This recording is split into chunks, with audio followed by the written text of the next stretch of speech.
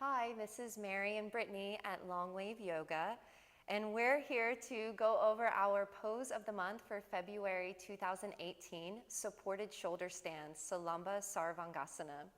And we would just like to point out before we begin that we've got a setup here with our blankets.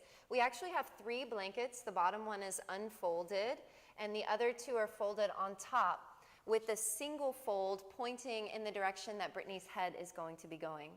We highly recommend using props for your shoulder stand sequence, and if you want to learn more about how to use them, then you can check in with our workshop later this month, the King and Queen of Yoga, or ask your teacher the next time you come to class.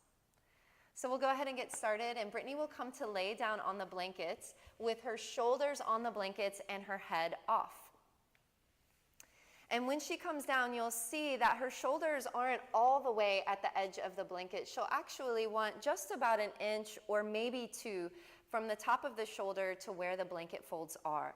That way, when the legs come over, you don't slide right off of the blankets.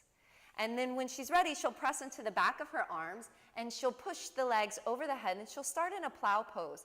And if your feet don't come to the floor like Brittany's do, you could do this at the wall and have your feet come to the wall, or place them up on a chair, or even on your sofa if you're practicing at home. And then she'll bring her hands to her back as she rolls the shoulders onto her back, and she'll let the weight of her body come into her hands as she begins to lift one leg and then the other into the air.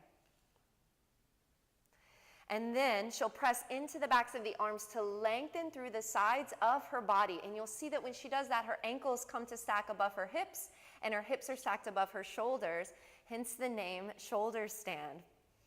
If there's any pain or pressure in the neck or the head, feel free to come out of this gently, and the next time that you're in class, you can ask your teacher about it, or we'll see you in the workshop later this month. And you want the throat to be able to be free, and you want to be able to breathe evenly and normally without any constriction or tightness of the breath. So we hope that you have a safe and fun practice of shoulder stand this month, and we look forward to seeing you soon.